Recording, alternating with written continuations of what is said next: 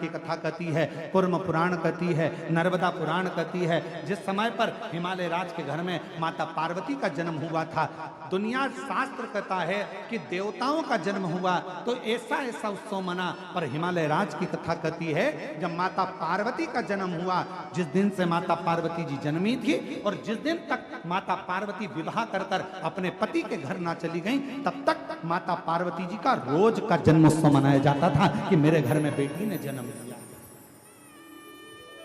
बेटी ने जन्म लिया। इतना गौरव हमारे भारत माता की बेटियों में है, इतना गौरव।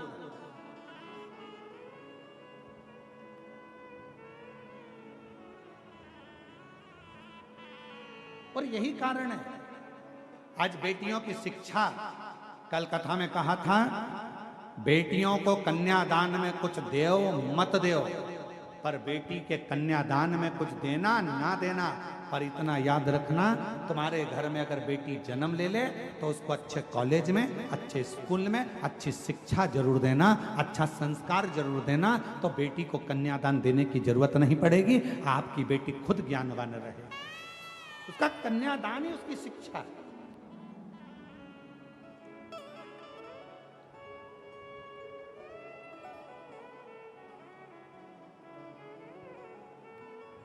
कुछ दो मत दो, पर बेटी को अच्छी शिक्षा जरूर दीजिए।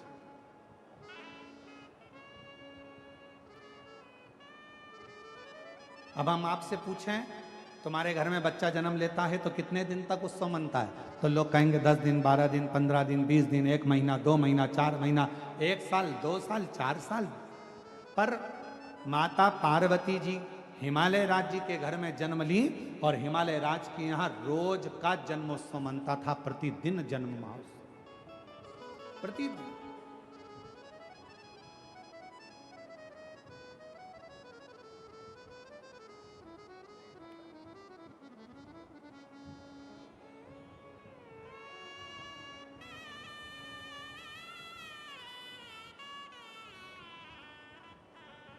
और गोरा भई महा गौरा भई है, गोरा भई महा गौरा भई, हिमालय की नगरी में माता भई है, हिमालय की नगरी में माता भई, हिमालय की नगरी में माता भई है, हिमालय की नगरी में माता भई है, गोरा भई महा गौरा भई है, गोरा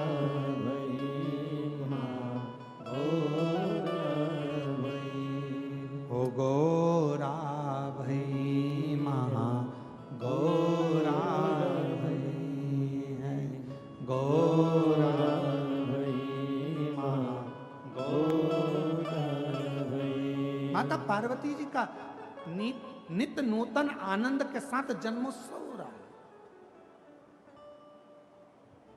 वृंदा जलंधर जी के साथ में बिहार है और वृंदा का सातित्व, पति के चरणों का प्रेम, पति के चरणों का स्नेह, पति के चरणों की प्रीति, पति के चरणारविंद की पूजन वृंदा करती थी, जिसके कारणवश जलंधर और उत्पाती होता चलेगा।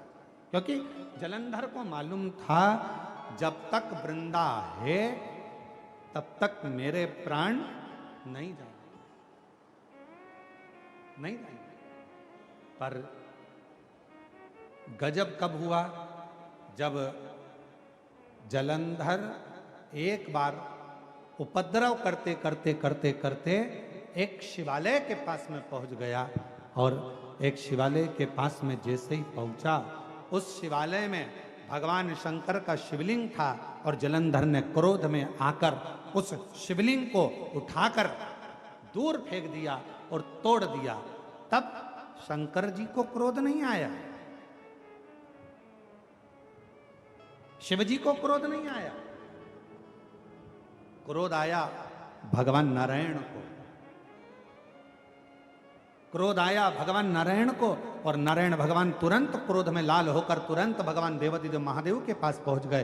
प्रभु गजब हो गया, अभी तक जलंधर यज्ञ नष्ट करता था, हवन नष्ट करता था, देवालय शिवालय आदि को नष्ट करता था, पर आज तो इसने गजब कर दिया, भगवान शंकर के शिवलिंग को ही उठाकर पटक दिया।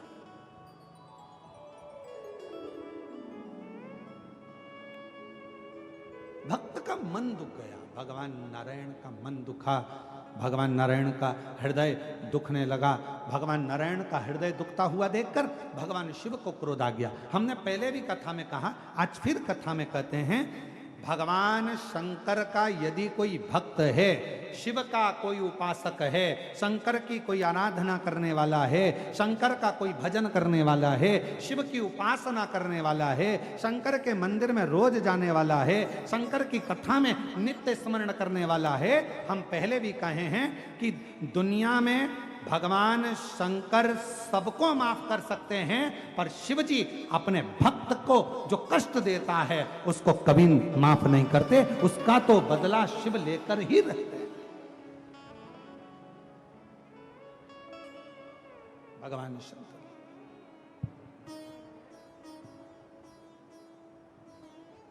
उसका तो बदला भगवान शिव लेकर ही रहते, लेकर ही।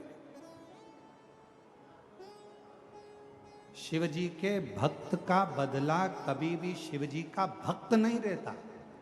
शिव जी के भक्त का बदला हमेशा देव अधिदेव महादेव। आप तो अपनी मस्ती में जीव, आग लगे बस्ती में, अपन रहो मस्ती में।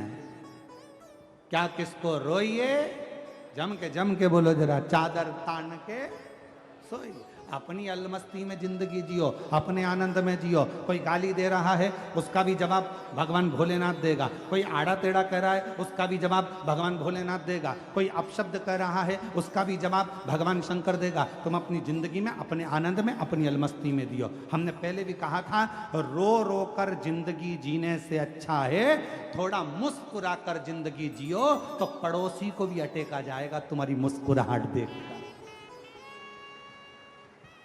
तुम्हारे चेहरे की प्रसन्नता देखकर, तुम्हारी मुस्कुराहट देखकर दुनिया के लोगों को बड़ा टेंशन होगा। बताओ, गजब का व्यक्ति है, हमेशा मुस्कुराता रहता है, इसके चेहरे पे तो सल ही नहीं है, रत्ती भर का भी सल नहीं है। बताओ, दुनिया कितनी गाली देती है, दुनिया कितना अपशब्द कहती है, कितना ताना देती है, कितना आड़ा टेढ़ा बोलती है। बताओ, मेरी पड़ोसन को देखो, शंकर जी के मंदिर, सिर में बांधा जूड़ा, लगाई बिंदी और हाथ में पकड़ा लोटा और पहुंच गई शंकर जी के मंदिर। बताओ, दुनिया कितना आड़ा टेढ़ा बोल रही, लोग कितना अपशब्द कर रहे हैं, इसको कोई फर्क ही नहीं पड़ रहा। क्यों? क्योंकि उसने कथा सुन रखी है, आग लगे बस्ती में अपन रहो मस्ती में। उसने कथा सुन रखी है, उसको मालूम है जो ज्यादा जितना जितना गाली दे, जितना जितना शब्द कहे, तुम उतनी जोरदार खजूर वाली चोटी बनाओ, जूड़ा और मंदिर जा। श्री शिवाय नमस्ते। हर हर महादेव। अपन कब तक रोएंगे? उसने कुछ कह दिया तो रोने बैठ गए, उसने कुछ बोल दिया तो रोने बैठ गए, कब तक रोएंगे?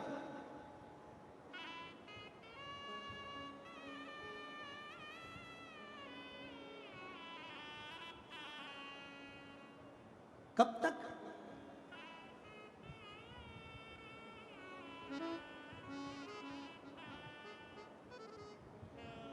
हम तो बाबा के भरोसे चलते हैं, हम तो बाबा के भरोसे चलते हैं।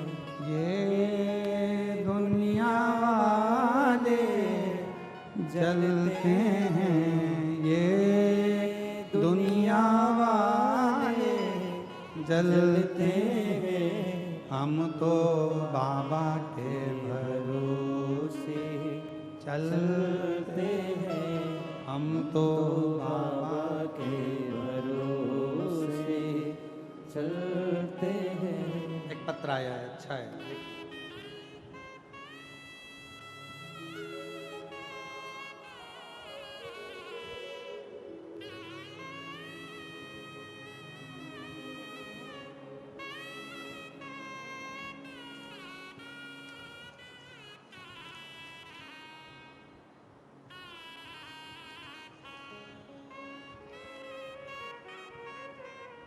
मेरा नाम रमा उपाध्याय है। मेरी आयु 70 वर्ष है। पता सेक्टर 11 जोन 1 नंबर वार्ड 38 कुर्सी पार भिलाई की निवासी हूँ। कहीं बैठी हों तो बेलपत्र लेने के लिए आ सकती हैं। पत्र को एलईडी पर पढ़ सकते हैं, आस्था चैनल पर पढ़ सकते हैं। गुरुजी, मेरा जेठानी की बेटी की शादी को कई वर्ष हो गए थे, लेकिन कोई संतान नहीं थी। कई डॉक्टरों से इलाज करवाया लेकिन सुधार नहीं हुआ। देखते देखते बेटी की आयु बढ़ती चली गई और उसकी शादी को 45 वर्ष हो गए। कितने साल हो गए शादी को? जम के बोलो। 45 साल। 45 वर्ष उसको शादी को हो गए और 45 वर्ष होने पर भी उसके घर में संतान का सुख नहीं है। तब हमने आपकी कथा यहीं कुर्सी पार में सुनी और अपनी जेठानी की लड़की से कहा कि वो सियोर वाला महाराज सफेद आंकड़े की जड़ का उपाय बताता है। सफेद आंकड़े की जड़ का प्रयोग करो, पशुपति नाथ का व्रत करो। और हमारी जेठानी की लड़की ने व्रत किया, सफेद आंकड़े की जड़ का प्रयोग किया और बाबा की ऐसी कृपा हुई। शादी के 45 वर्ष के बाद 30 मई 2025 को बाबा की कृपा से जुड़वा 2 बेटों ने जन्म लिया। हम बाबा को यहाँ प्रणाम करने के लिए। शादी के कितने साल बाद? 45। आज के जमाने के नवयुवक बेटा बेटियां 2 साल 3 साल संतान नहीं हो, 4 साल संतान नहीं हो तो डिप्रेशन में जाते हैं। ना जाने कब होगी, लोग अपशब्द कर रहे हैं, ताना दे रहे हैं, बच्चे नहीं हो रहे, 10 साल तक नहीं हो रहे, 12 साल तक नहीं हो रहे। यहाँ 45 साल की शादी के हो गए और बाबा की कृपा, शिव की कृपा, इसको कर। एक पत्र और अच्छा है जी।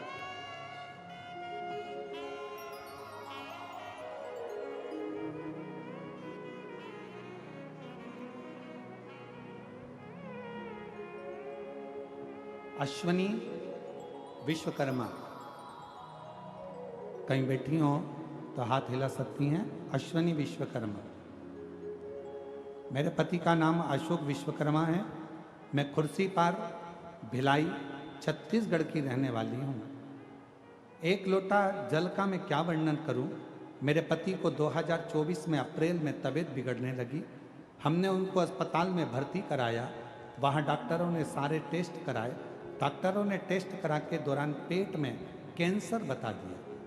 जब पेट में कैंसर बताया तो भिलाई अस्पताल में 1 हफ्ता भर्ती के दौरान मैं रोज महादेव के मंदिर जाना, शिवलिंग पर जल चढ़ाना शुरू कर दिया। डॉक्टर के हिसाब से कैंसर पेट के अंदर फैल चुका था। कंट्रोल करना कठिन था, पर बाबा ने ऐसी कृपा करी गुरुदेव। मेरे शिवजी से मैं रोज विनती करती, बाबा तू मेरा बाप है, क्या अपनी बेटी की मांग उजड़ते देखेगा? बाबा कृपा कर। शिवजी पे चढ़ा हुआ जल लाती, अपने पति को पिला देती, रोज प्रार्थना करती। और बाबा ने ऐसी कृपा करी कि डॉक्टर तो कह रहे थे कि ये कैंसर कंट्रोल नहीं होगा। दूसरे हफ्ते ही डॉक्टर ने कह दिया कि अब इनका कैंसर कंट्रोल में है और इनकी सारी रिपोर्टें नॉर्मल आना प्रारंभ हो गई है। आप इनको घर ले जा सकते हो। ये ठीक है। शिव शिव है, शंकर शंकर है, ओघड़दानी ओघड़दानी।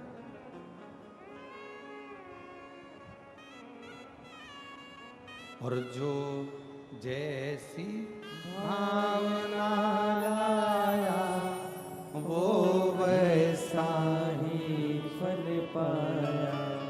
जो जैसी भावना सब बोलिए सब, वो वैसा ही फल पाया। नहीं खालियों से लौटाया वो मन ही मन हर्षाया। और कर दिया माला माल काशी वाले ने लुटा दिया भंडार काशी काशी वाले ने लुटा दिया भंडार का, काशी वाले ने कर दिया माला माल काशी वाले ने।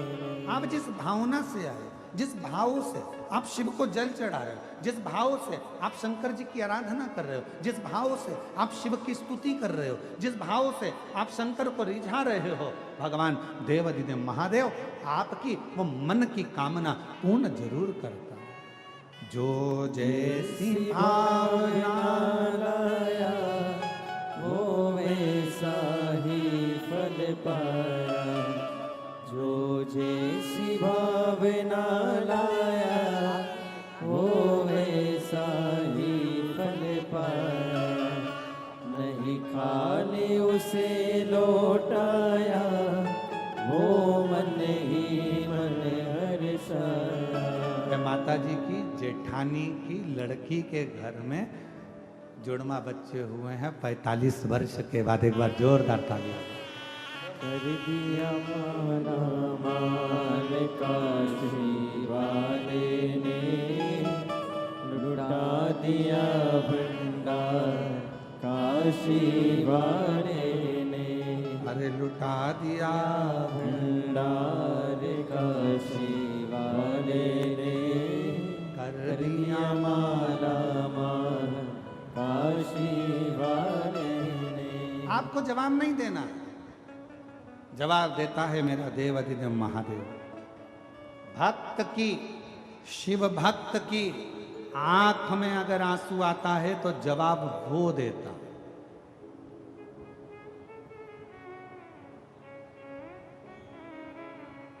वो आपको नहीं देता, आप तो शांत। ए मेरी जीजियों, एक उत्तर दीजिएगा जरा।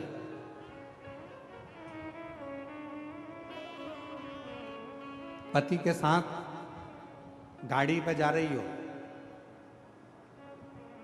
रास्ते में कोई प्रॉब्लम हुई, कोई गाली दे दिया, अपशब्द कह दिया, तो तुम क्या करोगी? पहले तुम इंतजार करोगी कि ये जो गाड़ी चला रहे हैं ना मेरे पति, ये जवाब दें। बोलो सही है कि गलत है? तुम जवाब नहीं दोगी, पहले उससे जवाब दिलवा।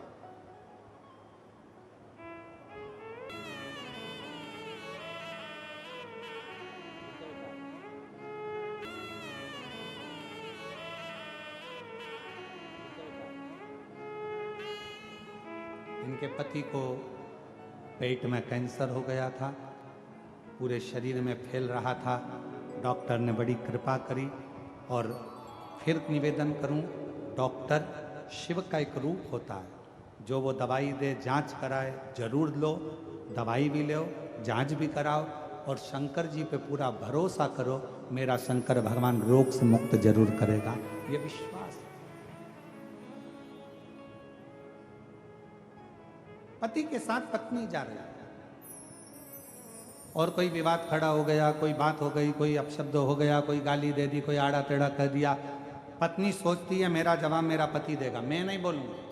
उसी तरह जो भक्त होता है ना शिव जी का, वो इंतजार करता है मेरा जवाब मेरा शंकर देगा, आज नहीं तो कल देगा, और देगा जरूर, और वो समय जाकर छोड़ देगा, छोड़ दे। इसलिए निवेदन, फिर निवेदन कर, किसी पर कीचड़ उछालना तो सोच समझ कर उछालना। एक दिन वही कीचड़ अपने पर उछले। किसी को आड़ा टेढ़ा बोलना, सोच समझ कर बोलना, एक दिन वही शब्द हमारे पास आएंगे। किसी को बद्दुआ देना तो सोच समझ कर देना, वही बद्दुआ एक दिन पलट कर हमारे पास आए। और मत बुरे कर्म कर बंदे, वरना पछताएगा, भगवान की आंखों से तू बच नहीं पाएगा, तू बच नहीं पाएगा। अरे ओ अज्ञानी मत करना, अरे ओ अज्ञानी मत करना, तेरे कर्म का फल भी तू ही पाए, पाएगा। जैसा किया तूने तेरे तेरे आगे आएगा। मत बुरे बुरे कर्म कर्म कर बंदे वरना पछताएगा। भगवान भगवान की आंखों से तू बच नहीं पाएगा। तू बच नहीं पाएगा। अपना कर्म करते चल, बढ़ते चल, चलते चल, चलते।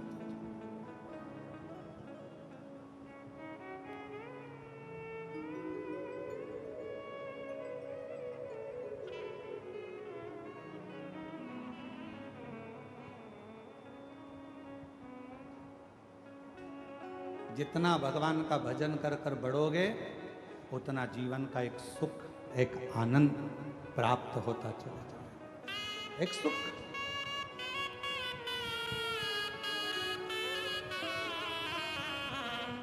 जितना भजन करते चले। और अवधूतेश्वर जलंधर की पत्नी वृंदा शिव जी के शिवालय में जाकर शंकर भगवान के शिवलिंग को तोड़ दिया। भगवान नारायण को दुख हुआ। शिव जी ने कहा चिंता मत करो, आप इसके सातित्व को डिगाओ, मैं जलंधर को मार दूं। सातित्व डिगा, जलंधर मरा। और जैसे ही जलंधर के प्राण छूटे, वृंदा की आंख में आंसू आ गए। हे नारायण, तुमने मेरे सातित्व को डिगाया है, मैं तुम्हें श्राप देती हूं कि तुम पत्थर बन जाओगे। और भगवान नारायण शालिग्राम बन गए। वृंदा तुलसी का पौधा बन गई। तुलसी का शिव कथा कर रही है। एक इंद्र जी के अहंकार को तोड़ने के लिए इतनी बड़ी कथा का क्रम हुआ। इसलिए 3 शब्द बताए हैं शिव महापुराण में। पहले नंबर का है कर्ण प्रिय, दूसरे नंबर का है वर्ण प्रिय, तीसरे नंबर का है धर्म प्रिय। जो कर्ण प्रिय शब्द होता है यह हमें अहंकार उत्पन्न कर देता है। तुम ऐसे, मेरी जीजी ऐसी, वो ऐसा, वो ऐसा, हमारे अंदर अहंकार आ जाएगा। फिर दूसरे नंबर पर शब्द है वर्ण प्रिय। लोगों को लगता है कि मैं, मेरा समाज, मेरा परिवार, इसके आगे कुछ नहीं। परंतु तीसरे नंबर का जो शब्द है वो धर्म प्रिय है। हम जिस सनातन धर्म के अंदर जन्म लिए हैं, भारत मां की गोद में हमारा जन्म हुआ है, कितने किस्मत वाले हैं। विदेश में मरते तो एक्सपायर कहलाते, विदेश में मरते तो डेड बॉडी कहलाते। पर भारत की भूमि पर अगर प्राण छूटते हैं, किसी ने भजन किया तो ठीक, ना किया तो ठीक, किसी ने मंत्र जपा तो ठीक, ना जपा तो ठीक, किसी ने भगवान का नाम लिया तो ठीक, ना लिया तो ठीक, भारत की भूमि पर अगर कोई गलत से गलत, पापी से पापी व्यक्ति भी मरता है तो वो एक्सपायर नहीं कहलाता, डेड बॉडी नहीं कहलाती। वो हमेशा एक ही चीज उसके नाम पर लग जाती है, वो है स्वर्गवासी। मतलब इतना पाप करा तो भी नाम किया गया स्वर्गवासी, क्योंकि भारत की भूमि पर जन्म लिया है। और भारत माँ एक ऐसी माँ है जिसकी भूमि पर जन्म लेकर अगर कोई मरता भी है तो वो नरक नहीं जाता, वो स्वर्ग जाता है। इसलिए उसके नाम के आगे स्वर्गवासी लिखा है। उसके नाम के आगे स्वर्गवासी लिखा होता है, उसके नाम के आगे एक्सपायर नहीं लिखा है। कोई गलत काम करने वाला भी मरेगा तो स्वर्गवासी लिखाएगा, कोई अच्छा काम करने वाला भी मरेगा तो स्वर्गवासी लिखाएगा। क्यों? क्योंकि भारत की भूमि पर जन्म लिया है उसने, भारत की भूमि पर प्राण। आज दुनिया के लोगों की दृष्टि भारत माता पर है। क्यों है? क्योंकि सब चाहते हैं अपना अपना देश छोड़कर, दुनिया के कई विदेशी भारत में आकर बस गए। क्यों? क्योंकि उनको मालूम है हमारे देश में मरेंगे तो एक्सपायर कहलाएंगे, और भारत भूमि पर अगर प्राण छूटेंगे तो स्वर्गवासी कहलाएंगे। भगवान के धाम में जाने में देरी नहीं लगेगी। यहां वो पासपोर्ट वीजा प्राप्त हो जाता है कि तुम्हें स्वर्ग जाने से कोई रोक नहीं पाता है। ये वो पासपोर्ट वीजा है भारत की भूमि।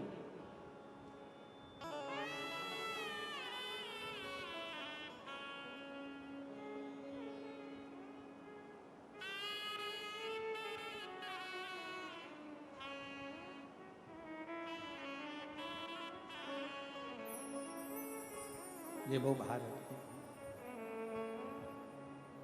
इसलिए शिव महापुराण की कथा कहती है भगवान शंकर का स्मरण, भक्ति, नाम जाप, मंत्र जाप, स्मरण, कीर्तन हमें सुख प्रदान करता, हमें सुख देता।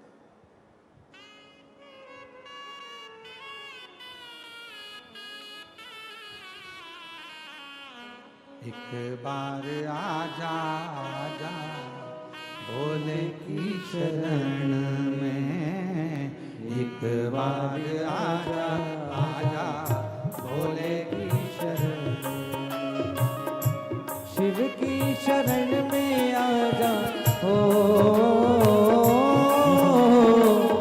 शिव की शरण में आजा भोले की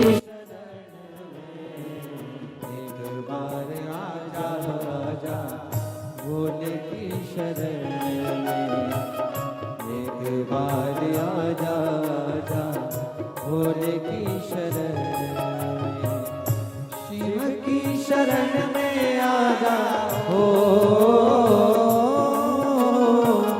शिव की शरण में आजा शंभु की शरण में, एक बार आजा आजा भोले की शरण में, एक बार आजा आजा भोले की शरण में।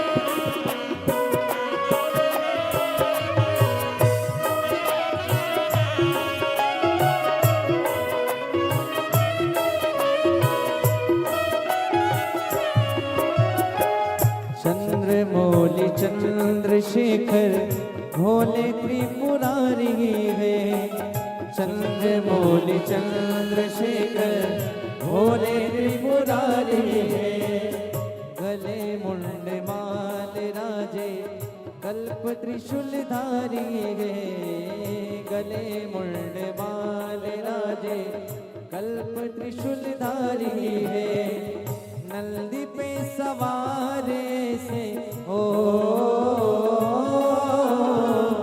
नंदी पे सवारे से भोले की शरण में, एक बार आजा आजा भोले की शरण में, एक बार आजा आजा भोले की शरण में, शिव की शरण में आजा हो,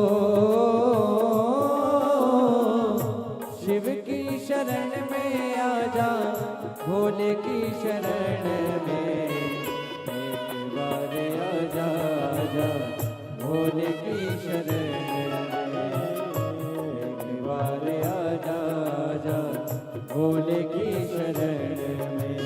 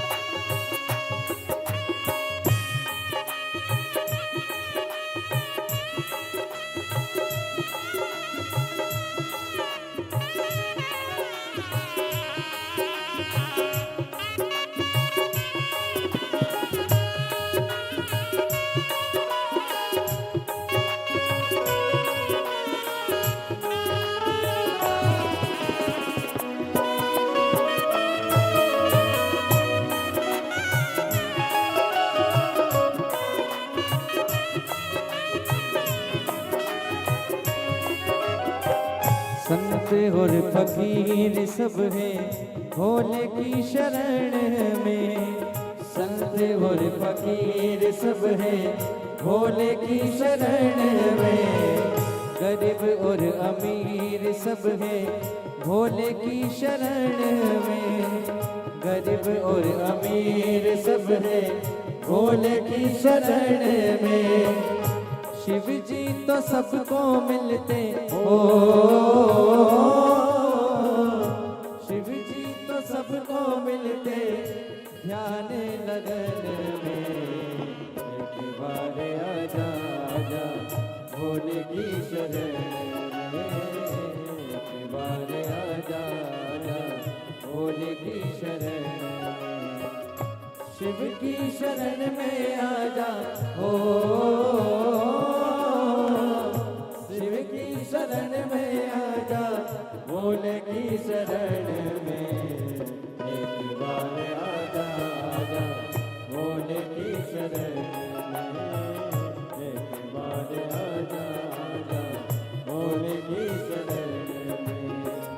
चंद्रमौली चंद्रशेखर भोले त्रिपुरारी है। चंद्रमौली चंद्रशेखर भोले त्रिपुरारी है। गले मुंड माल राजे कल्प त्रिशूलधारी है। गले मुंड माल राजे कल्प त्रिशूलधारी है। नंदी पे सवार ऐसे ओ, नंदी पे सवार ऐसे भोले की शरण में। एक बार आजा आजा भोले की शरण में। एक बार आजा आजा भोले की शरण में। भोले की शरण में आजा हो, भोले की शरण में आजा शंभु की शरण में। एक बार आजा आजा भोले की शरण में। एक बार आजा आजा भोले की शरण में। एक बार आजा आजा भोले की शरण में। एक बार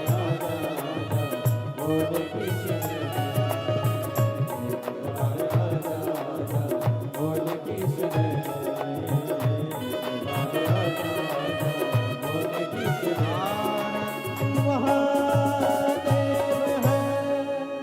अपने स्थान पर देखकर भगवान देवाधिदेव महादेव से अपने मन का भाव आनंद के साथ प्रार्थना करेंगे, विनय करेंगे, विनती करेंगे, बाबा को अपने मन का भाव कहेंगे।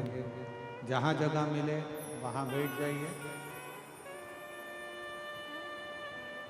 दिल से बाबा को प्रार्थना करिए, विनय करिए, निवेदन करिए। सभी लोग साथ में बाबा को अपने मन का भाव प्रार्थना के साथ कहेंगे, दिल से विनय करेंगे, निवेदन करेंगे, विनय करेंगे।